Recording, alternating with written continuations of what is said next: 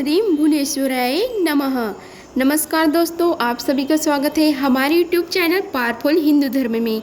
आज हम आप सभी को आषाढ़ मास की गुप्त नवरात्रि की चौथे दिन माँ भुवनेश्वरी की पूजा विधि, महत्व तथा पूजा से होने वाले लाभ तथा नियम और कथा का आप सभी को रसपान कराएंगे।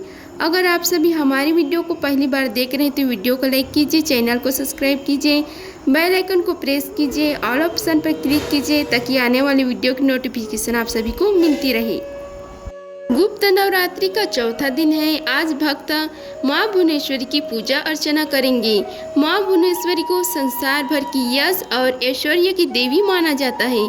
भुवनेश्वरी आदि शक्ति का पंचम स्वरूप है। इसी रूप में माँ ने त्रिदेव को दर्शन दिए थे। माँ भुवनेश्वरी को 10 महाविद्याओं में चौथा स्थान प्राप्त है। शक्ति की पूजा में 10 महाविद्या की साधना सभी प्रकार के दुख और दुर्भाग्य को दूर करने वाली मानी गई है। इन्हीं 10 देवियों में माँ भुवनेश्वरी की आज गुप्त नवरात्रि में चौथा दिन है। आज के दिन माँ भुवनेश्वरी की पूजा विधि एवं महत्व को आप सभी को बतलाते हैं। सनातन धर्म में जिस माँ भुवनेश्वरी की साधना साधक के सभी दुख दर्द को दूर करके मनोकामना को शीघ्र पूरा करने वाली है। आज माँ भुवनेश्वरी की गुप्त नवरात्रि में चौथा दिन पूजा है। मान्यता के अनुसार हिंदू में 10 महाविद्या में माँ भुवनेश्वरी चौथी देवी है। उनके विधि विधान से पूजा करने पर व्यक्ति को मनचाहा वरदान प्राप्त होता है। हिंदू मान्यता के अनुसार देवी भुवनेश्वरी पूरे ब्रह्मांड को चलाने वाली परम सत्ता है। देवी दुर्गा का बेहद सौम्य अवतार माने जाने वाली इस देवी की पूजा शीघ्र फलदायी मानी गई है। आइए आज माँ भुवनेश्वरी की चौथे दिन में उनकी पूजा करने की सही विधि और धार्मिक महत्व को आप सभी को विस्तार से बतलाएंगे। हम आप सभी को माँ भुवनेश्वरी की स्वरूप के बारे में बतलाते हैं। पौराणिक मान्यता के अनुसार देवी दुर्गा का सौम्य अवतार माने जाने वाली भुवनेश्वरी ने अपने सिर पर चंद्रमा को सजा रखा है। माँ भुवनेश्वरी का स्वरूप तेजवान है, जिनके प्रकाश से पूरी सृष्टि में उजाला फैलता है। त्रिनेत्र वाली देवी भुवनेश्वरी की 4 भुजाएं हैं, जिनमें से एक हाथ वरदान देने की मुद्रा में है तो वही दूसरे हाथ में उन्हें अंकुश धारण किया हुआ है, तो वहीं बाकी 2 हाथ में पास एवं अभय मुद्रा में है। हम आप सभी को माँ भुवनेश्वरी की पूजा का महत्व बताते हैं। हिंदू मान्यता के अनुसार देवी भुवनेश्वरी की पूजा जप व्रत एवं साधना करने पर साधक को सभी प्रकार का सुख और सौभाग्य प्राप्त होता है और उसे जीवन में कभी स्वप्न में भी किसी प्रकार का कष्ट नहीं होता। देवी भुवनेश्वरी उनके सभी दुखों को हर कर मनोकामनाएं पूर्ण करती है। माँ भुवनेश्वरी की पूजा विधि के बारे में बताते हैं। हिंदू मान्यता के अनुसार देवी भुवनेश्वरी की पूजा करने के लिए साधक को सबसे पहले तन और मन से पवित्र हो जाना चाहिए। इसके बाद देवी की प्रतिमा या फोटो को किसी चौकी पर लाल कपड़े का आसन बिछाकर रखना चाहिए। इसके बाद देवी भुवनेश्वरी को गंगा जल से पवित्र करने के बाद लाल रंग का पुष्प, लाल चंदन, लाल वस्त्र, श्रृंगार की सामग्री चढ़ाई। इसके बाद भोग लगाने के बाद धूप दीप दिखाकर उनकी आराधना करें। देवी की पूजा में उनके मंत्र का जाप करना बिल्कुल न भूलें।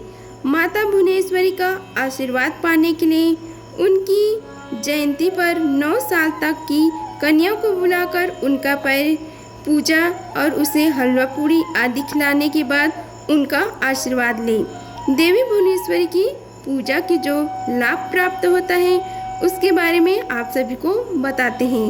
हिंदू मान्यता के अनुसार देवी भुवनेश्वरी भगवान शिव की इष्ट देवी है, जिनका पूजा दक्षिण भारत में विशेष रूप से की जाती है। देवी भुवनेश्वरी अपने भक्तों की पूजा से प्रसन्न होकर सभी बुरी बलाओं से बचाती हैं। देवी की कृपा से उनके साधक को सभी प्रकार की सुख, धन, संपत्ति और वैभव की प्राप्ति होती है।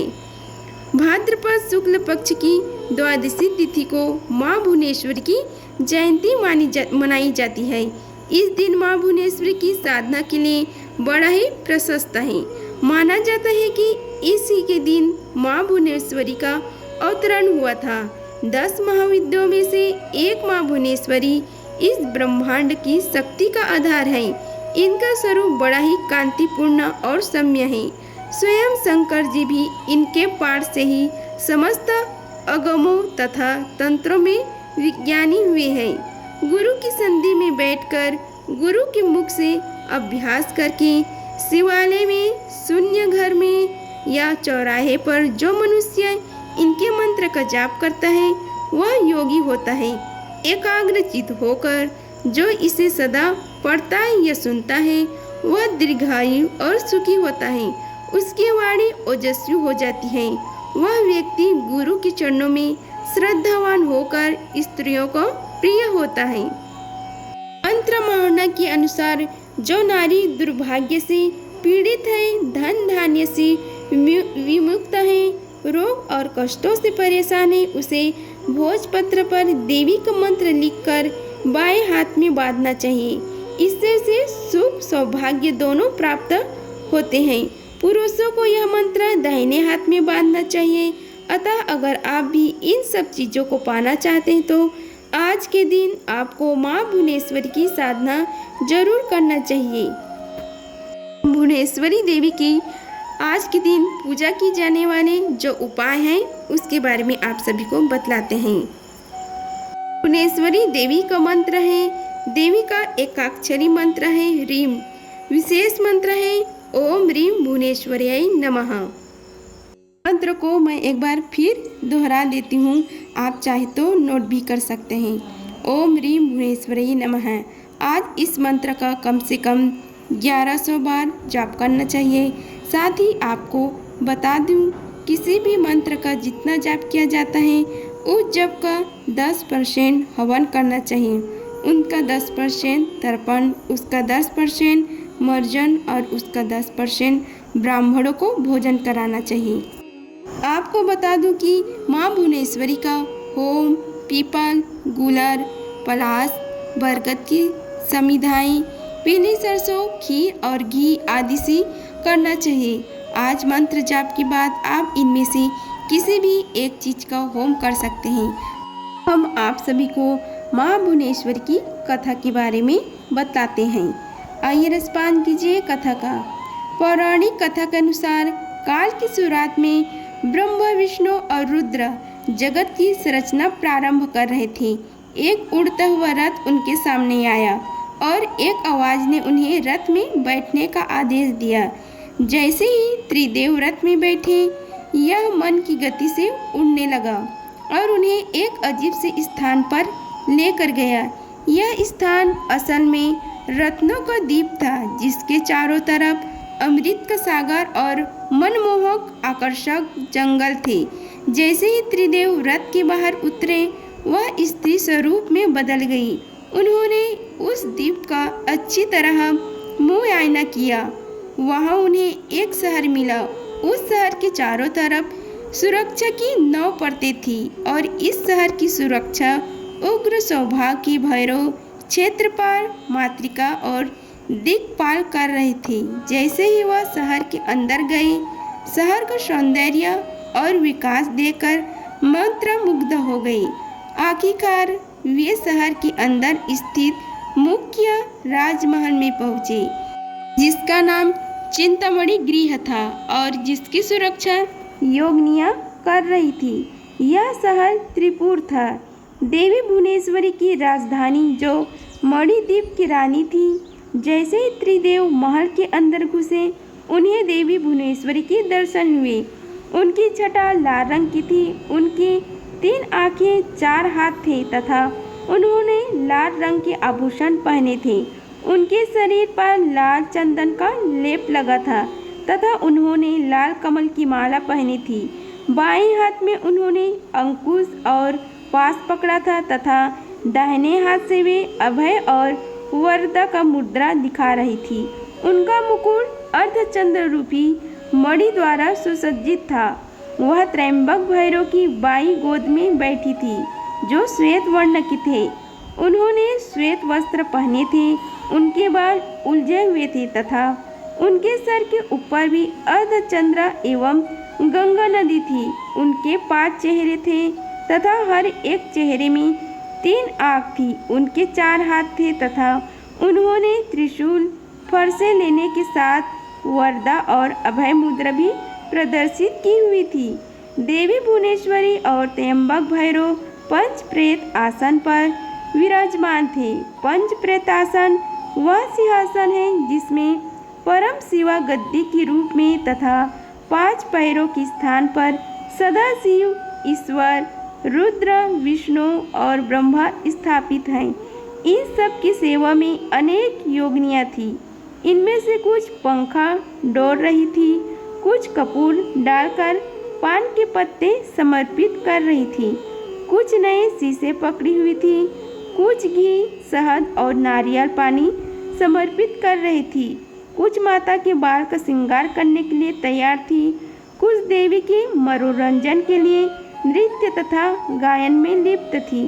त्रिदेव ने वहाँ पर असंख्य ब्रह्मांड देखे। हर ब्रह्मांड में उनकी तरह ही त्रिदेव थे और यह सब उन्होंने माता भुवनेश्वरी के पैरों के नाखून में ही देख लिया। कुछ ब्रह्मांड ब्रह्मा द्वारा बनाए जा रहे थे, कुछ विष्णु द्वारा पाले जा रहे थे तथा कुछ रुद्र द्वारा संहारित किए जा रहे थे। त्रयंबकर ब्रह्म की इच्छा शक्ति द्वारा उत्पन्न भुवनेश्वरी ने त्रयंबक के 3 स्वरूप बनाए, ब्रह्मा, विष्णु और रुद्र। इस तरह त्रिदेव त्रयंबक के ही 3 रूप हैं। तत्पश्चात देवी भुवनेश्वरी ने अपनी शक्तियाँ त्रिदेव को प्रदान की। के लिए देवी सरस्वती, विष्णु के लिए देवी लक्ष्मी तथा रुद्र के लिए देवी काली का निर्माण किया तथा उन्हें उनकी जगहों पर स्थापित किया। ब्रह्मा और सरस्वती ने मिलकर एक ब्रह्मांड रूपी अंड का बनाया। रुद्र और काली ने इसे तोड़ा, जिसे पंच तत्व स्वरूप में आए। इसके बाद तत्व का उपयोग कर ब्रह्मा और सरस्वती ने संपूर्ण ब्रह्मांड की रचना की तथा विष्णु और लक्ष्मी ने इसके पालन पोषण का हर कार्य किया। अंत में रुद्र और काली ब्रह्मांड की समाप्ति की ताकि सरस्वती और ब्रह्मा पुनः रचना शुरू कर सके। हम आप सभी को माँ भुवनेश्वरी से जुड़ी एक और पौराणिक कथा के बारे में आप सभी को रसपान कराते हैं। आइए रसपान कीजिए कथा का। 10 महाविद्या में देवी भुवनेश्वरी को चौथे स्थान पर पूजा जाता है। अपने नाम के अनुरूप ही ये पूरे तीनों लोकों की स्वामिनी है। प्रकृति से संबंधित होने के कारण देवी की तुलना मूल प्रकृति से भी की जाती है। आद्यशक्ति भुवनेश्वरी स्वरूप में भगवान शिव के समस्त लीला विलास की ही सहचारी है, यानी सखी है। तो आइए आप सभी को माँ भगवती की कथा का रसपान कराते हैं। एक बार मधुकैटभ नाम का महादैत्य ने पूरी पृथ्वी पर हाहाकार मचा रखा था। तब सभी देव मिलकर भगवान विष्णु के पास गए और उनकी अपनी निद्रा का त्याग करने के लिए प्रार्थना करने लगी ताकि वे जल्दी से उठकर मधुकैटभ को मारकर उनकी रक्षा करें। भगवान विष्णु ने निद्रा का त्याग किया तथा जागृत हुए और उन्हें 5000 वर्षों तक मधुकैटभ का नामक दैत्यों से युद्ध किया।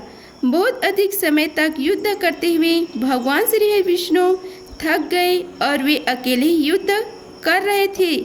अंत में उन्होंने अपने अंतःकरण की शक्ति योग माया आद्यशक्ति से सहायता के लिए प्रार्थना की। तब देवी ने उन्हें आश्वस्त किया कि वे उन दोनों दैत्यों को अपनी माया से मोहित कर देगी।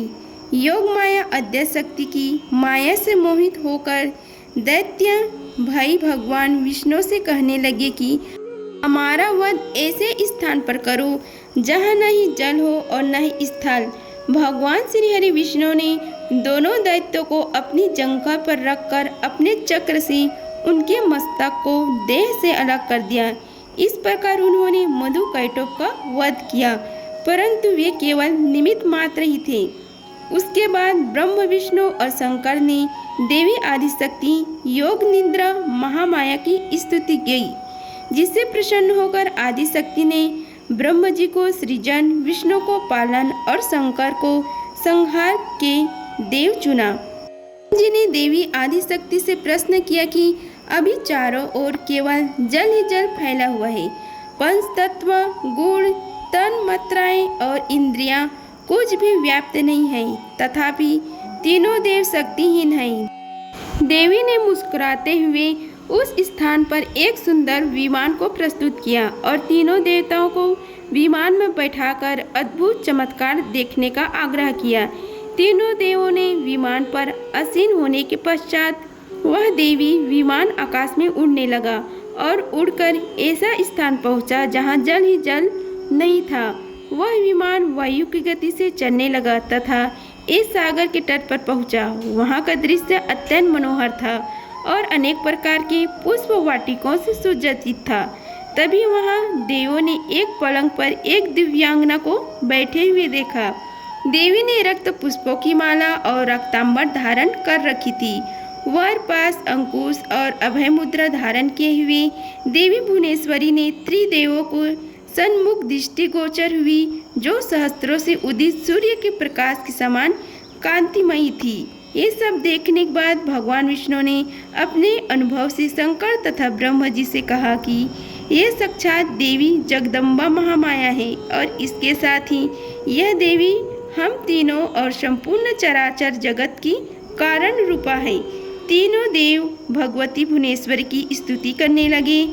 उनकी स्तुति करने के निमित्त उनके चरणों के निकट गए।